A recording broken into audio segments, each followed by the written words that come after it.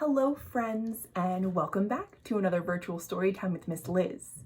Today we're reading a book about how neighborhoods can change over time. Specifically, in this book, a street in Manhattan in New York City. Today's book is called Everything Naomi Loved, and the book is by Katie Yamasaki and Ian Lendler and illustrated by Katie Yamasaki. Here we go. Everything Naomi Loved by Katie Yamasaki and Ian Lendler, illustrated by Katie Yamasaki. This is the block that Naomi lives on. It might look a little bit like something you've seen before here in Philadelphia or elsewhere. When Naomi wanted to see the world, she looked out her window onto 11th Street. It wasn't pretty, but it was alive. Well, you know what I think? I think this is pretty because look, the ice cream truck, the tree, the balloons, the music, and all the people. It had everything. Mr. Ray's Automotive, pizza by the slice, $1 wash at the laundromat, hair by Carmen, and honking, blaring, booming cars, and the corner bodega. Lotto tickets, coffee, ices, and fruit. This was a busy street. And it had nature, like this beautiful tree, and Naomi's best friend, Ada. They're having fun climbing the tree right now. Every afternoon while their parents worked, Naomi and Ada scooted up and scooted down the street. And in the summer, in the shade of the tree, they took sidewalk chalk and they drew a forest and tamed the wild animals that roamed by. It was the Naomi and Ada 11th Street Safari, and it looks like a lot of kids enjoyed it as well. By the time their parents came home from work, Naomi and Ada were tired, and their parents were tired. On those nights, Naomi and her mom and dad wished the tree and the neon lights and the never-ending hum of cars and Ada a good night. See, here's Naomi and her parents over here, and here's Ada in the other building, and they're saying good night, and they said, "Sweet dreams, 11th Street." But one day, Naomi woke up and the tree was gone. "They're building something new," said her mom. "Something fancy," said her dad. "But I loved that tree," said Naomi. Suddenly, 11th Street looked concrete and gray. The one big green thing had been taken away. And it wasn't only Naomi and her parents and her best friend Ada who were sad. Look at these other people. They were sad too. Mr. Ray from the automotive shop thought so too. So he got some brushes and paint from his shop. He touched a brush to the wall and something started to grow. See, he's painting a rainbow and a new tree.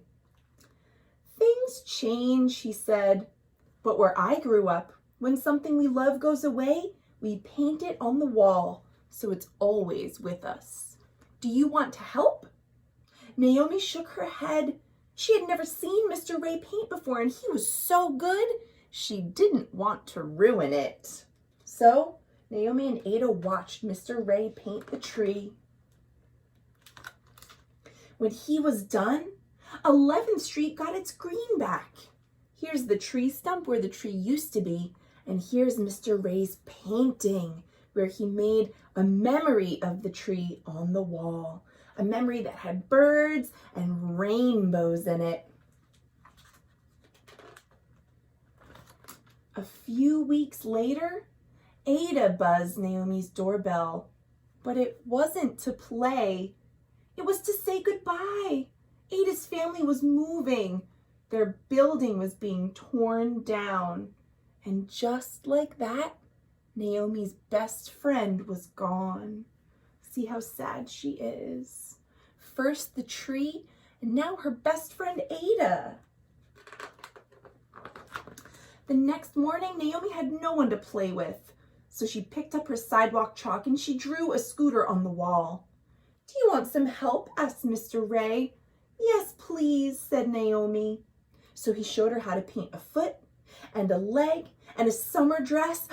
"Ada," said Naomi. "Not yet," said Mr. Ray.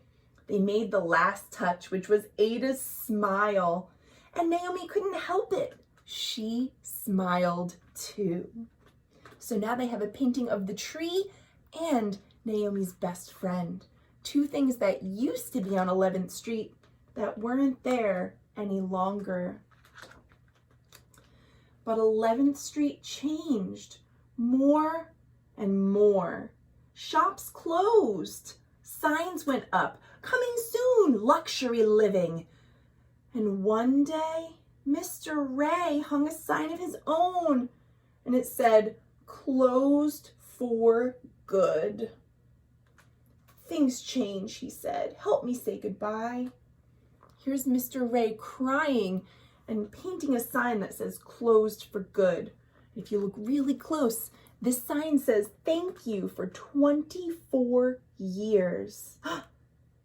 Hair by Carmen at the Salon de Bella said, "Closed, thank you for 19 years. Can you believe it? Over time, all of the things that made Naomi's 11th Street favorite and special to her were going away. And this process, the thing that is changing Naomi's street and her home, is called gentrification. What is gentrification? It's the process where people who have lived in a neighborhood and businesses that have been in a neighborhood for a long time are pushed out by more expensive buildings and businesses. Those people and businesses who have been here for a long time, they get pushed away because they can't afford to live or work there anymore. And gentrification can be very harmful for communities that have been in places for a long time. Those people and their stories matter too. Let's see what else is going to change on 11th Street. Together, Naomi and Mr. Ray took out the paint. Mr. Ray painted a rectangle that turned into a window. And in that window, "Hey," said Naomi, "that's me." "That's what I'll remember," said Mr. Ray. "My view every day for the last 8 years. And I'm guessing that's because Naomi is 8 years old and she's always been looking out the window. All that time looking out at 11th Street, Naomi never realized she was part of it. Mr. Ray asked, "What do you see out your window?" She said, "I see you every morning." And so Mr. Ray painted himself waving, "Hola." It looked a bit different though. "You don't have that much hair," said Naomi. "Like I said," Mr. Ray replied, "I'm remembering." So he painted himself a long time ago. He handed Naomi his brushes. "Things change," said Naomi. And that's how they said goodbye, because Mr. Ray was about to drive away in his car with all of his stuff packed up. Soon, everyone on 11th Street was saying goodbye, whether they wanted to or not. Now, when Naomi looked out her window, she didn't see her world. What did she see? A bunch of construction, and on the fences saying, "Coming soon, chic city living, your style in a new dress, real luxury." So you see, the people in the businesses who had been there for a while are getting pushed out to make room for these high rises that really can only be afforded by wealthier people and businesses. So Naomi took Mr. Ray's brush, and everything that 11th Street lost, everything that she loved, she remembered on the wall. And look at all that she painted. She painted rainbows. She painted the businesses that she remembered, like the pizzeria and Hair by Carmen and Mr. Ray's. She painted the pizza smell. She painted baseball and the bodega radio. She painted the laundromat soap and steam, cherry ice from Mrs. Sanchez, and even the daydreams under the tree with her best friend on 11th Street. Naomi took all that love and all those memories and she painted. But then the workers in hard hats came with big machines. They put a fence in front of her wall. They came to make a change. Do you think you know what's going to happen next? If you look up, coming from Naomi and her family, there are broken hearts rising up into the sky. They're about to lose something very special indeed. They demolished her building where she spent her first 8 years. Naomi's old world was gone, but she kept a little piece. See the piece that she kept? It had rainbows on it, and it's helping her remember all of the people and things that made 11th Street a wonderful place to grow up.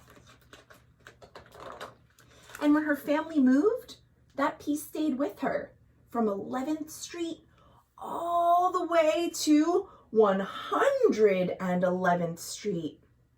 It wasn't pretty, but Naomi knew things change. It's not easy, but when we find places to call home and people to love, a new world will grow. And look at her new home. Naomi took out the paint and the brushes she got from Mr. Ray, and she started to make new memories and new paintings on the wall. And that, my friends, is the end.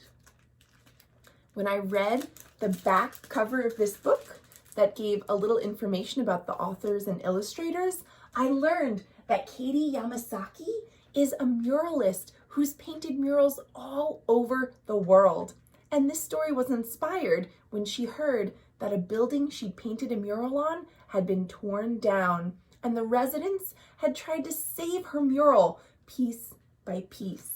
And that's what happens when Naomi takes the rainbow piece of the building in this book. I hope you all enjoyed this story and learned a little bit about gentrification and how that can change the lives of so many people. I've enjoyed reading with you today, and I'll see you later this week for more great books, everyone. Thanks for watching.